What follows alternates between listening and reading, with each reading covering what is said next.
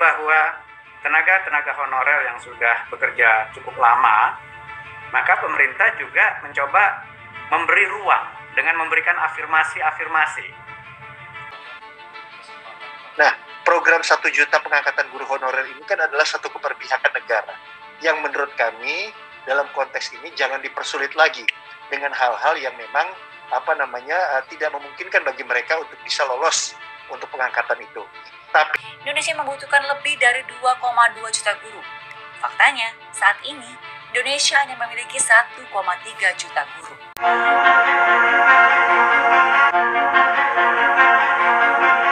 Seleksi program pemerintah dengan perjanjian kerja atau P3K ramai diperbincangkan.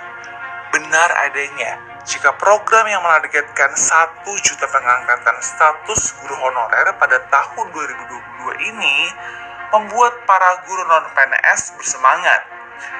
Kepala Deputi Sumber Daya Manusia Kemenpan RB Alex Denny mengungkapkan, ada sebanyak 925.632 pelamar P3K pada tahun ini. Jumlah tersebut terbilang fantastis jika dibandingkan dengan data pelamar P3K pada tahun 2019 yang hanya mencapai 95.290 pelamar. Dari jumlah tersebut, pemerintah daerah menyediakan kuota sebanyak 506.247. Ini terbesar sepanjang sejarah.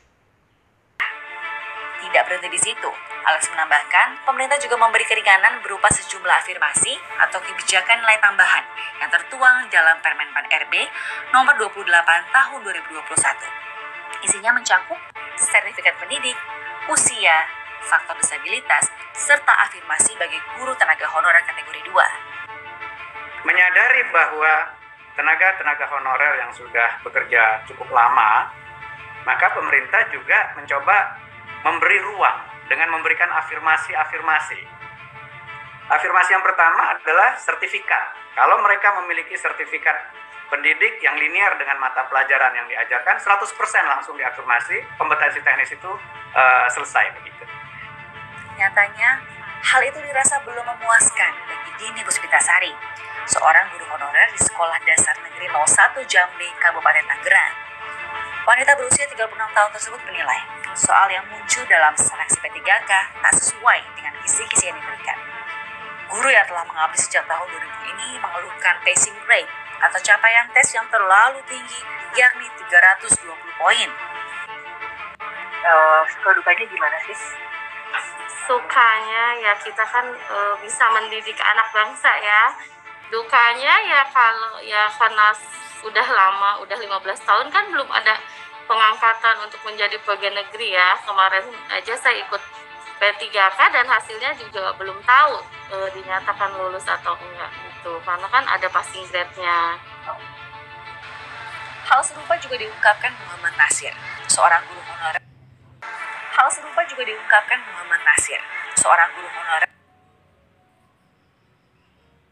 di SD Negeri 01 Pondok Labu, Jakarta Selatan. Pria berusia 48 tahun ini sebenarnya mengapresiasi program P3K. Namun, pemerintah diharapkan dapat menambah afirmasi berupa masa bakti dalam penilaian seleksi P3K. Meski tak berstatus pegawai negeri sipil, ia berharap realisasi rencana tunjangan hari tua bagi para guru P3K dapat segera terwujud. Kalau P3K dan PNS kan perbedaannya mungkin bagusnya kan PNS karena nanti di Purna Bakti nanti pensiun nanti kan kita dapat pensiun. Kalau P3K kan tidak.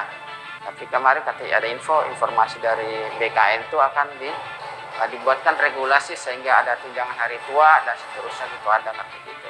Tapi belum jadi gitu. Baru ada rencana seperti itu. Sementara itu, anggota Komisi Pendidikan DPR RI Putra Nababan mengingatkan pemerintah untuk tak mempersulit proses seleksi P3K. Penambahan afirmasi berupa masa bakti dan juga usia guru juga patut dipertimbangkan pada seleksi tahap berikutnya demi menjaga integritas para guru. Nah, program 1 juta pengangkatan guru honorer ini kan adalah satu keberpihakan negara yang menurut kami dalam konteks ini jangan dipersulit lagi dengan hal-hal yang memang tidak memungkinkan bagi mereka untuk bisa lolos untuk pengangkatan itu. Tapi juga kita harus menjaga integritas mereka. Jangan sampai pengangkatan ini membuat mereka tidak berintegritas dalam proses seleksinya. Itu harus kita jaga juga. Meski menuai banyak kritik, seleksi P3K diharapkan dapat menjadi salah satu alternatif rekrutmen guru di Indonesia. Berdasarkan standar kurikulum, Indonesia membutuhkan lebih dari 2,2 juta guru. Faktanya, saat ini Indonesia hanya memiliki 1,3 juta guru. Namun dalam hal ini, bukan hanya soal mencetak guru yang berkualitas demi mencerdaskan bangsa. Kesejahteraan guru juga harus menjadi perhatian. Bukan juga soal banyaknya persyaratan dan kualifikasi untuk guru. Masa bakti serta perjuangan mereka juga patut diperhitungkan. Mengutip pernyataan terkenal Bapak Pendidikan Indonesia Ki Hajar Dewantara, seorang guru atau pendidik harus ingat, ing ngarso sung tulodo, ing madya madu ngasa, tutwuri handayen. Di depan memberi teladan, di tengah memberi bimbingan, dan di belakang memberi dorongan.